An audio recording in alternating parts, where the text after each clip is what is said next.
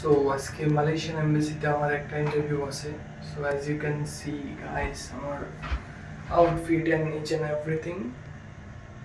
So আজকে ইন্টারভিউটা শেষে আমি তোমাদেরকে এক্সপ্লেইন করার চেষ্টা করবো যে ইন্টারভিউতে কী ধরনের কোশ্চেন আসছিল, এবং যেহেতু আমার ভিজিট পারপাস, সো ভিসা হইলে অবশ্যই জানাবো, ভিসা হইলে অবশ্যই ভিডিওটা আপলোড দেবো। So let's start. So finally আমি আমার ইন্টারভিউ শেষ করছি অ্যান্ড আমি এখন হাঁটতে হাঁটতে আমার অফিসের দিকে যাচ্ছি।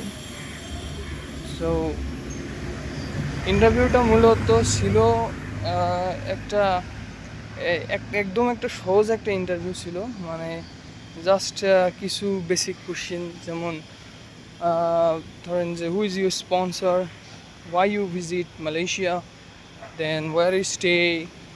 দেন আমার একটা অদ্ভুত একটা জিনিস আস্ক করেছিল, আমি তাকে অলরেডি ডকুমেন্ট সাবমিট করেছি যে আমার হোটেল বুকিং আছে।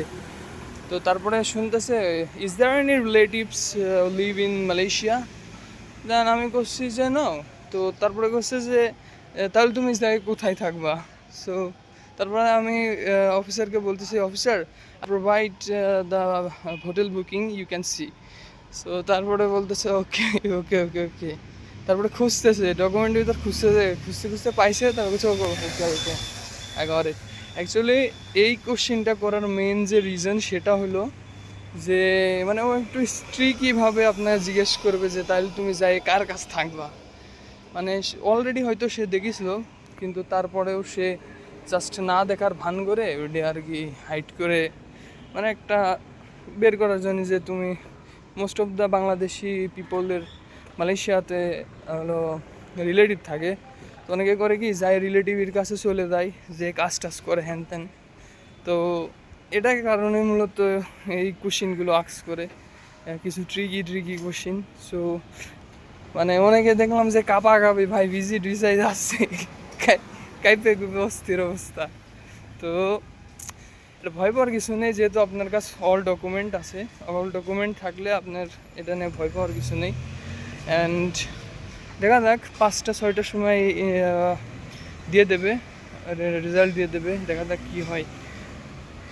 সেদিন আপনাদেরকে আর কি ভিডিও করে ওটার আপডেট দেওয়া হয়নি। তো আমি আমার ভিসা অ্যাপ্লিকেশন আপডেট পেয়ে গেছিলাম। আমি 3টার সময় আমি আমার রেজাল্ট জানতে পারি যে আমার ভিসাটা হয়েছে, আলহামদুলিল্লাহ। অ্যান্ড তারপরে আমি ভাবি যে একটা ভিডিও করতে হবে। তো ওই সময় আর কি যানজট ছিল, আমি জ্যামের ভিতর ছিলাম, যার কারণে ওই জায়গা থেকে আসতে প্লাস অফিসে কিছু কাজ ছিল, ওটা শেষ করে আসতে আসতে অনেক দেরি হয়ে যায়। তো এখন ভাবতেছি ওই ভিডিওটা কমপ্লিট করবো, এই জন্য আর কি রেকর্ড করতেছি। তো ভিসা ওভারঅল এক্সপিরিয়েন্স খুবই ভালো ছিল। অনেকে বলে যে ইন্টারভিউ অফিসার অনেক রুড অ্যান্ড দেন কিছু আনইউজুয়াল কোশ্চিন করে। এটা মোটেও আমার মনে হয় না যে ঠিক কথা, কারণ উনি একদম সিম্পল কোশ্চিন করে।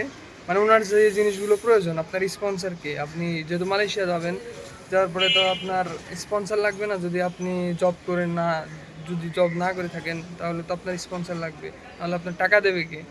তো যদি সুন্দরভাবে আপনি বলতে পারেন সব কিছু, আই হোপ আপনার ভিসা হবে, এবং খুবই ইজি একটা প্রসেসে ভিসা হয়ে যাবে।